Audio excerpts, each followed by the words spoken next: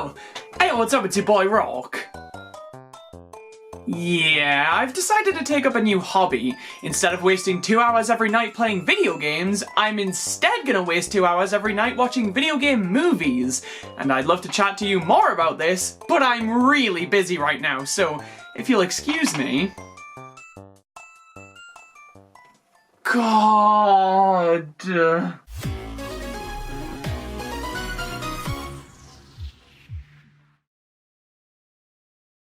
Playing this, I wanna watch it! Video games as a medium are as popular and beloved as they are because they not only present us with a rich, fascinating world full of characters and charm, the likes of which have never been replicated, but also because they bring us into that world and allow us to fully immerse ourselves in them by allowing us to control an avatar and explore these worlds and their endless possibilities till our heart's content. What makes video games special is our ability to be able to explore the worlds they present to us ourselves. But of course, video games can be a pretty big time investment. Sure, you get smaller games that'll run you a couple of hours, but the majority of games nowadays are 10, 20, 50, even hundreds of hours long. So it's understandable why people may not want to dedicate all that time to playing something that they might not even enjoy. So an alternative to this is watching a Let's Play, watching somebody else play a game that you may be interested in to save you the trouble of living through Mario Party 9. It's a win-win situation! But it doesn't have Tom Holland. Video game movies, taking your favorite series of games and putting them on the big screen for roughly 90 minutes of pure fan service. What could possibly go wrong? Where do I even begin? Now, just a quick heads up before we get into this. For all of the movies I discussed today, nothing will be off limits. So if you want to remain unspoiled for any of these movies, then this discussion might not be for you. I'd also like to make it known that I don't really watch movies at all. So if I give praise to a film that you think is utter dog shit, then please feel free to tell the person nearest you that I'm wrong, stupid and wrong. Video game movies typically fall into one of two categories, either movies about video games or video game adaptations. Movies about video games have been around for a lot longer than you may think, beginning all the way back in 1982 with Tron. A lot of movies in this category go a lot like this. Character in real world plays video game. Character gets sucked into video game. Character must escape video game. And this can be seen in Tron, The Dungeon Master, Arcade, Spy Kids 3D, Gamebox 1.0, Black Heaven, Jumanji Welcome to the Jungle, Serenity, I'm Missing Thousands. And yeah, this is probably the best way to explain the setup of a video game to general audiences, but when the games in these movies aren't actually, games, and are entirely fabricated just for these films, it kinda makes you wonder why they can't just take place within these original worlds to begin with. In more recent times, this trope has been subverted in some pretty compelling ways, like in Pixels, where instead of movie character entering video game world, video game characters enter the movie world, which honestly led to a pretty decent film in my opinion. Of course it had its issues, and a lot of them at that, but I think the overall concept and its execution were pretty alright. Or look at Ready Player One, where the character is transported into a video game world through extremely advanced virtual reality. And while the world the movie is set in is unique from any one video game, the movie plays with an avatar system that allows actual video game characters like Tracer from Overwatch and Chun-Li from Street Fighter to make appearances. But I think the best subversion of this trope is undoubtedly Wreck-It Ralph. Wreck-It Ralph centers on the characters of fictional arcade game Fix-It Felix Jr., who are transported into the world of other arcade games that are plugged into the same mains adapter that they are. This is an awesome concept, as while there is an element of the real world in this movie, for the most part, it feels entirely self-contained. Ralph isn't a human who ended up in a video game world, he's a video game character that ends up in other video game worlds. And the movie establishes early on that this is a pretty regular occurrence, with Ralph visiting a villain meeting at the center of a Pac-Man maze, alongside iconic villains like Zangief, Dr. Eggman, and Bowser, Sonic being prominently featured in the arcade hub, and Felix hosting a party that characters like Mario and Pac-Man are invited to. The film really feels like a celebration of arcade gaming, and is overall a wicked fun time. Ralph Breaks the Internet was fucking horrible! Of course, movies having close ties to specific video games and series isn't a new thing, being seen as far back as 1989 with The Wizard. Like any sane man, I have opinions on this movie, and like any sane man, there's a reason my walls are padded. The Wizard centers around young boy Jimmy, who, after his sister drowned, suffers from PTSD, and finds himself wandering aimlessly around Christ knows where.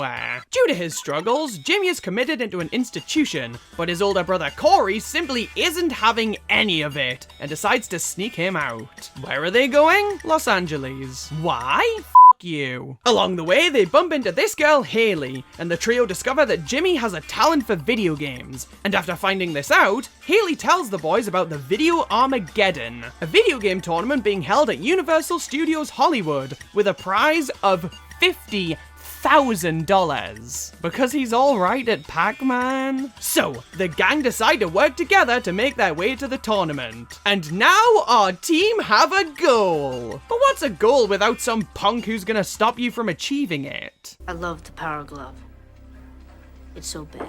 This kid's speaking my language. This here is Lucas Barton, some stuck-up snobby bitch who's also entering the Video Armageddon, and convinces everybody he's going to win because he can actually use the Power Glove, a skill that nobody else in the world has or wants. Eventually, the gang make it to the tournament, and Jimmy makes it to the final round, which involves the contestants playing Super Mario Bros. 3, which had never been revealed before this movie's release. Yeah, The Wizard was pretty much a 90-minute marketing stunt by Nintendo, showing the world that yes, there was a Mario 3, and no, a TV ad simply would not have done. So, what do I, a sane man, think of this movie? I love The Wizard.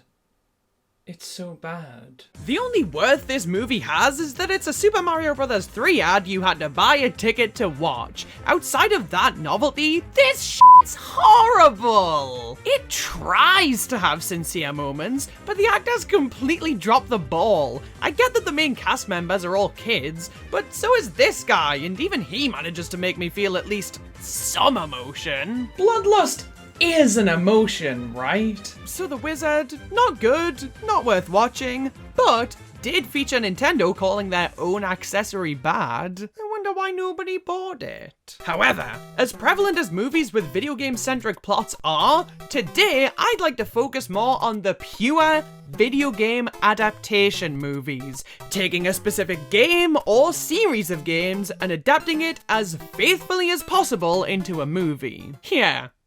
Faithfully. The first movie to be truly based on a video game was Super Mario Bros. The Great Mission to Save Princess Peach, an animated movie that released in 1986 exclusively in Japan. As far as an early adaptation goes, this is some pretty impressive stuff. It does make a fair few reaches relative to the source material, such as the fact that Bowser, his army, and the princess all emerge from Mario's TV, and Princess Peach having a fiancé that's also a dog. But considering that this movie only had the very first Super Mario Bros. Game to go off of, I'd say it did a surprisingly good job of being a faithful adaptation. It's a charming and fun adventure in the Mushroom Kingdom, with some pretty visuals and fun references to boot. There's really nothing I can complain about here. Hell, it even introduces ideas that would still be a big part of the series to this very day, such as Bowser wanting to marry Peach, which begs the question, is this movie a faithful adaptation of the series, or is the rest of the series a faithful adaptation of this movie? Mario was, and still is, the biggest and most recognizable video game character out there, which made him a prime candidate to branch out into mainstream media, which is why when 1993 eventually rolled around, Nintendo made another Mario movie that would actually make its way to the rest of the world. Super Mario Bros. Is a live-action adaptation of the games, starring Bob Hoskins as Mario and John Leguizamo as Luigi.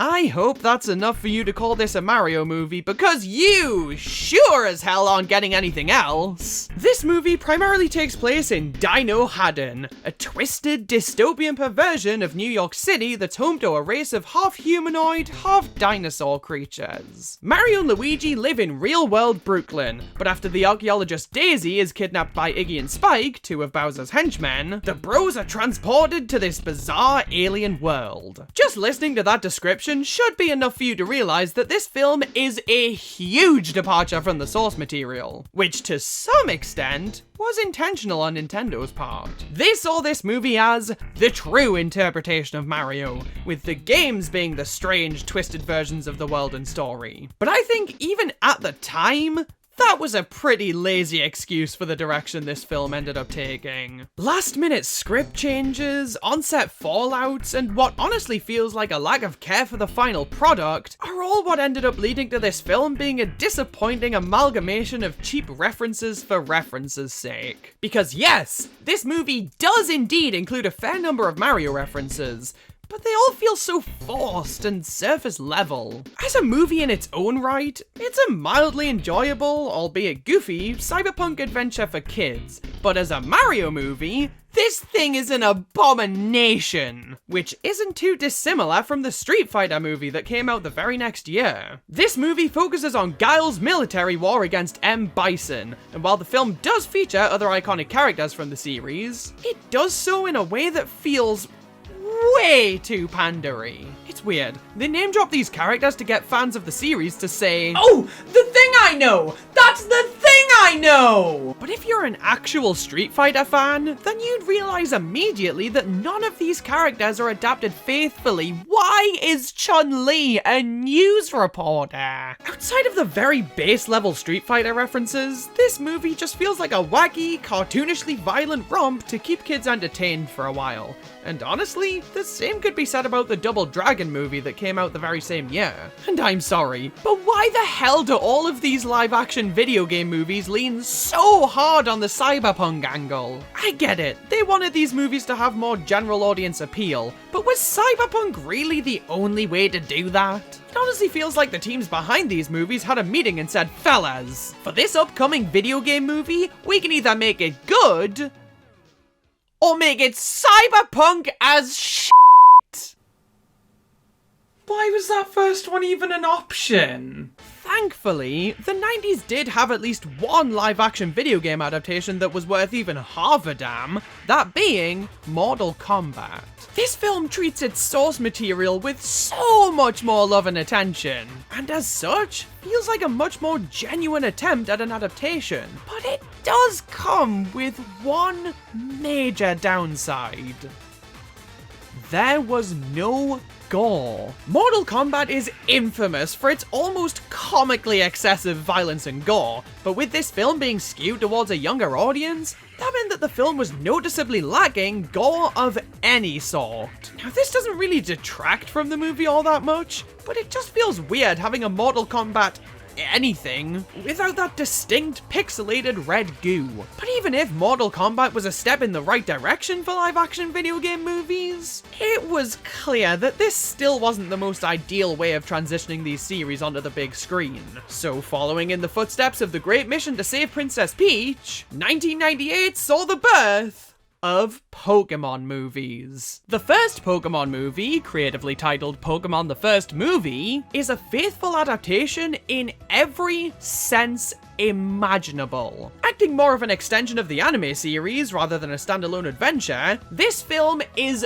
unapologetically Pokemon, and assumes that you, as a viewer, must know Pokemon to at least some extent to be watching this film. So they don't try to recontextualize or explain any of the series' oddities, which really lets the movie play to its greatest strengths as an adaptation. Hell, this movie was so faithful as a Pokemon adaptation that it revealed the first ever Generation 2 Pokemon in the opening credits, with the appearance of Donphan over a year before Generation 2 released. This movie is also surprisingly emotional, with a plot focusing entirely on Mewtwo, a man-made Pokemon who gains sentience during an experiment. The movie uses Mewtwo as a device to battle with the morality of the entire Pokemon concept, as well as the genetic interference the scientists were indulging in. And while Mewtwo does end up causing a lot of pain and destruction, he's never outright portrayed as the villain, rather the victim of the cruel and selfish actions of the scientists. It's a really compelling narrative, especially with a scene close to the film's climax where a large group of Pokemon are caught in a futile back and forth of attacks, which is perfectly topped off by Ash sacrificing himself in order to save Pikachu. This is a tear-jerking scene, and even though it's pretty obvious that Ash has way too much plot armor to be outright murdered, I'd say the scene is still executed to near perfection.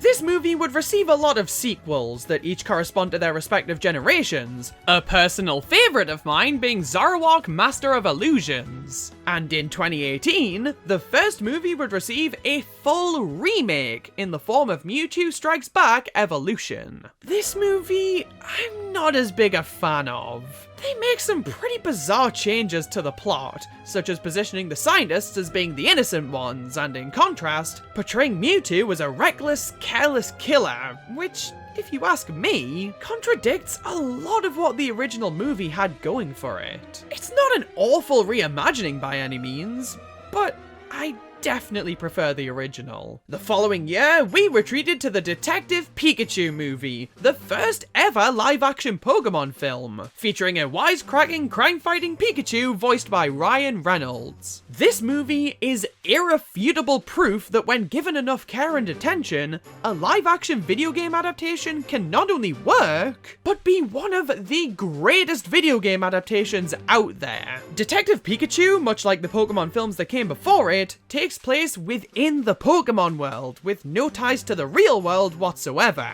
Which again, means the plot doesn't have to mold around our reality in a way that would hurt its authenticity. They once again don't explain what Pokemon are, don't explain why they are, and instead cut right to the chase of this mystery-solving adventure. And the result is fantastic! The concept of Pokemon in the real world is one that any person who has ever been 10 years old can resonate with. And while this had the potential to ruin the movie big time, I think all of the designs here are near enough perfect. They do come very close to entering Uncanny Valley territory, but when that is the case, it's often used to the film's advantage for comedic effect, such as in the Mr. Mime interrogation scene. This scene perfectly encapsulates why this movie works to me, as it takes a well-established trope of crime thriller movies and injects it with a uniquely Pokemon twist, by having the characters interrogate a character that communicates exclusively through mimes. And with Ryan Reynolds' immaculate performance to boot,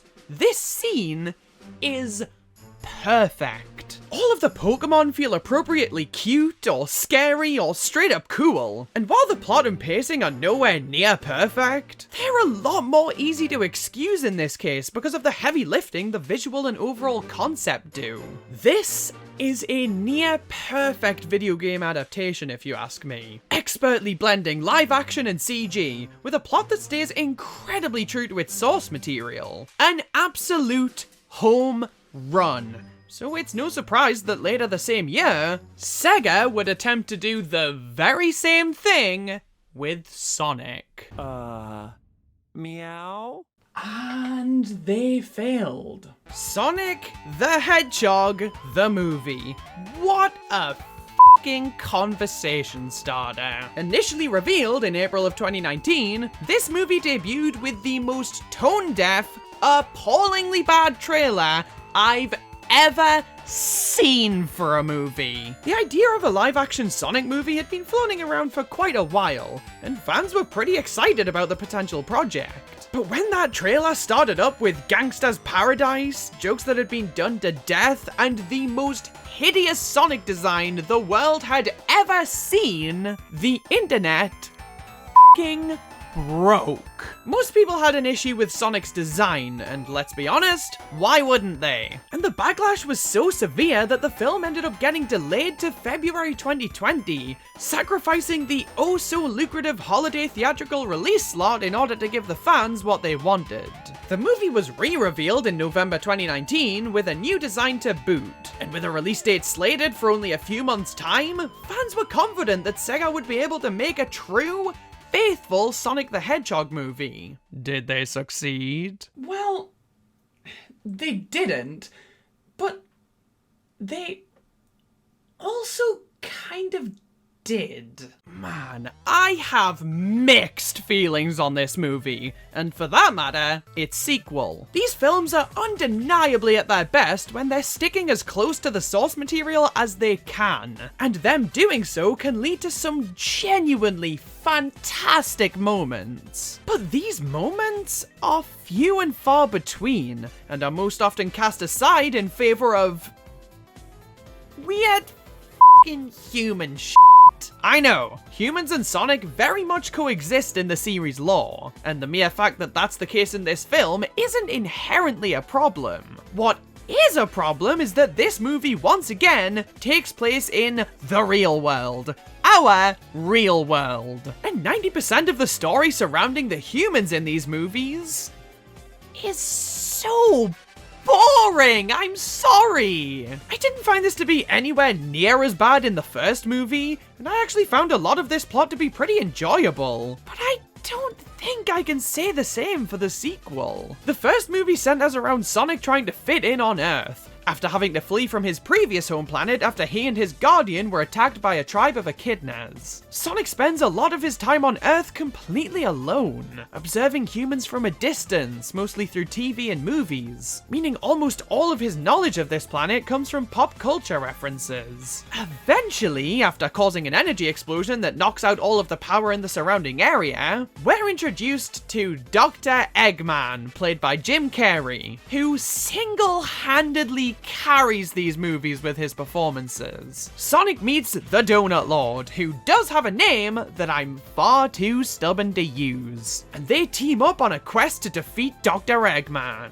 This sounds like pretty standard Sonic affair, and for the most part, it is. But I just don't find the human characters other than Dr. Eggman very interesting. The film does have some pretty emotional beats, like in the beginning where Sonic realizes just how alone he is, which leads to his emotional outburst. And that scene does eventually come full circle at the end of the movie with a high five, which has a really nice payoff. It's not a bad movie, but it gives us a taste of more, with Green Hill Zone and Sonic's origins and all of Eggman's robots and the likes. It shows us that they are very in tune with Sonic's world and lore, but then they chose to have this film be set in a world that's completely separate from that, and it just feels jarring. And then the second movie has significantly higher highs, but pitifully lower lows. This film introduces Tails and Knuckles into the equation, with a plot centered around the Master Emerald, and the desperate attempts of a refreshing redesign of Baldy McNosehair. And honestly, the scenes where these four characters are on screen together are absolutely fantastic! Genuinely some of my favorite moments from any video game movie. But then 20 minutes of the runtime are wasted on this godforsaken wedding scene! To sum it up, Donut Lord's sister-in-law is getting married, and she makes it very clear that if he ruins her wedding, he will die, probably slowly and painfully. And then the wedding day comes, and oh no! The wedding is ruined by Donut Lord, as he steals one of the wedding rings and uses it to teleport Sonic, Tails, and a fucking avalanche to the wedding venue. Because, yeah, the rings allow Sonic to teleport. Sure. But then, plot twist! Every single person involved in the wedding is a secret agent who's been employed to capture Sonic. So Sonic, Tails, and Donut Lord are taken prisoner within the resort, which of course means that Donut Lord's wife and her sister need to go on a quest to save them. They take Tails' bag of contraptions and fumble their way past all of the agents until they finally meet the sister-in-law's fiancé. And oh boy, is she mad! She asks him, "Did you even love me?" And he goes on about how he broke the first rule of going undercover. He did fall in love with her, and oh my god, I could not give a single solitary This is a Sonic movie! Why are we putting so much focus on the love affairs of a character who had 3 lines in the first movie? What the hell is going on here? I adored these movies when they first released and didn't really have any issues with them. But second viewings have demonstrated to me that both of these films are far from perfect. I still love them, don't get me wrong, because the scenes that give me that pure Sonic goodness are so good. But I find myself more and more frustrated by the elements that drag them down, because they demonstrate a potential to be so much more. But at the very least, there are a lot of scenes to latch onto that are undeniably fantastic, which is very much appreciated, because the same certainly can't be said for one of the worst video game movies of all time.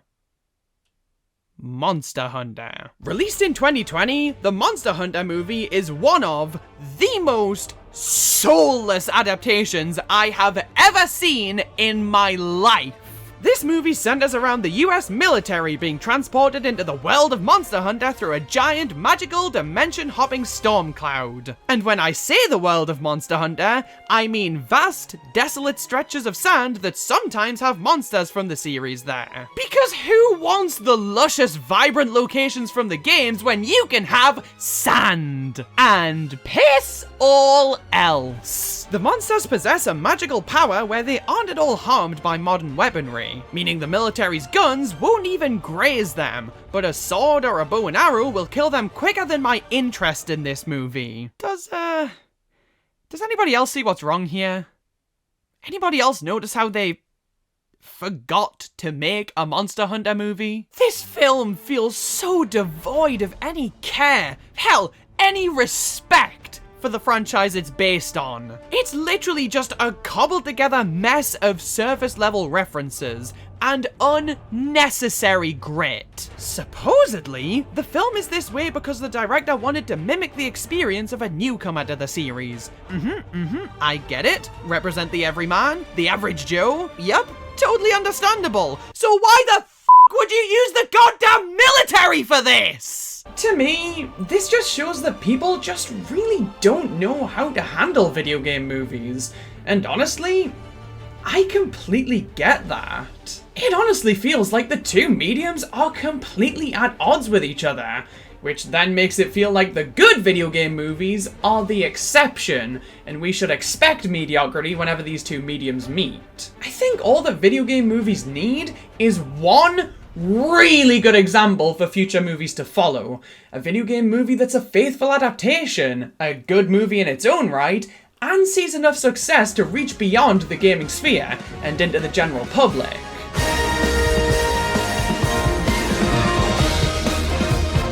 Oh, the thing I know! That's the thing I know!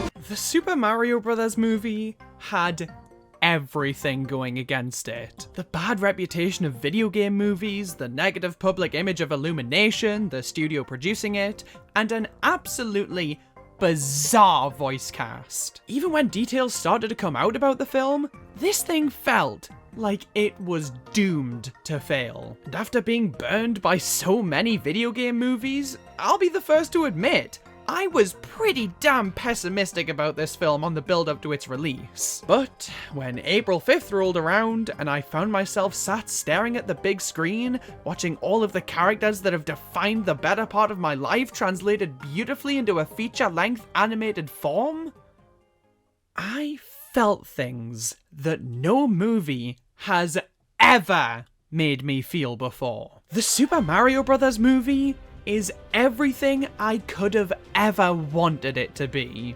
These characters are brought to life so perfectly in this movie, each of them feeling like some of the most true, authentic versions of them that we've ever seen. The animation is drop dead gorgeous, and every single frame is stuffed to bursting with Mario references, ranging from the original arcade Donkey Kong all the way to Bowser's Fury, and none of them felt to me like references for their own sake. They either contributed to the actual plot or served as some really good world building. And hell, Mario isn't the only series present here, as we see references to Punch-Out, Kid Icarus, Duck Hunt, Pikmin! These references made me giddier than they had any right to. The voice cast here are honestly incredibly solid. I know everybody gave Chris Pratt a hard time on the build-up to release, and I can confirm, I am everybody, but I genuinely think he did a fantastic job here. Charlie Day was a perfect Luigi, Anya Taylor-Joy did a great job as Peach. Jack Black brought a comical energy to Bowser that gave me such strong Paper Mario vibes. Keegan-Michael Key did a really solid Toad, but by far, the greatest performance in this movie was Kevin Michael Richardson's Kamek. This was beyond perfect. However, I didn't really end up liking the Kongs all that much. The characters themselves were great and were written in a pretty authentic way, but as I feared, Seth Rogen just did not fit Donkey Kong all that much. I think I was more okay with this casting choice on my second viewing, but even still, I definitely think there was a better choice for DK out there. And then Cranky Kong. Look, Fred Armisen is a fantastic actor, especially when it comes to more unique characters. But this isn't Cranky Kong. That's not what Cranky Kong should sound like. I'm sorry. I have other issues with the movie too. The pacing was a little weird, and some parts of the plot feel pretty rushed and not explained in a satisfying way. But by far, my biggest issue is the godforsaken licensed music. I don't think licensed music in animated movies is inherently a bad thing. If they fit the scenes they're a part of, then sure, why not? And I'll be the first to admit it. The licensed songs used here are fitting enough. And during my first viewing, I didn't mind them all that much. Until after the fact, when I looked up the soundtrack and found the songs that were meant to be in these scenes. For every single piece of licensed music they used, they already had a bespoke piece of music specifically composed for the scene in question. And they all fit so much better than the licensed tracks they ended up going with. I think the biggest casualty here is Drivin' Me Bananas, which ended up being replaced by Take On Me, which just felt like such a punch to the gut because Drivin' Me Bananas is such a loving homage to the Donkey Kong series and its iconic tracks. After learning about this music, I was actively taken out of these scenes on my second viewing because I knew what they could have been. And hell, the composer, Brian Tyler, had to fight for the song Superstars to be used in the film's finale. What song were they gonna use instead? Jump by Van Halen. Just gotta walk that one off. This film is far from perfect, but I could not have asked for a better Mario movie. As a grown-ass boy, I had a big dumb smile on my face the entire time. And the combination of the familiar melodies that were beautifully orchestrated and the grandiose reinterpretations of some of the series' most iconic landmarks almost brought me to tears on more than one occasion. As a Mario fan, this movie speaks to me on a deep spiritual level. It reaches down to my very soul and gives it a warm hug, which probably makes this my favorite movie ever, if not definitely my favorite video game movie. It is such a labor of love. Every individual frame was made with such care, such reverence, and such respect for the Mario series. I could talk about this movie for hours. Throughout its runtime, I didn't shut the up about all of the references. The 8-bit Mario head, the recreation of 1-1 in Brooklyn, the Luigi's Mansion leitmotifs, Charles Martinet's Jumpman, every single musical reference that filled me with nothing but pure joy. It's not a perfect film, but it's as close to perfect as video game movies have ever gotten. When done right, video game movies can be absolutely fantastic, and not only appeal to pre-existing fans of the IP, but also bring in new fans by the thousands. And there are so many video game movies that I didn't get the chance to discuss today, both of the good and not so good variety. So this is definitely a topic that I'm gonna pick back up in the future. These movies are just so fascinating to discuss, and I can't wait to do just that with the ones I've missed out on. But for now, the future of video game movies is looking brighter than ever. And to think, all it took was talking mushrooms, magical pipes, and a monkey who laughs like this. Did I definitely get tickets to the right movie?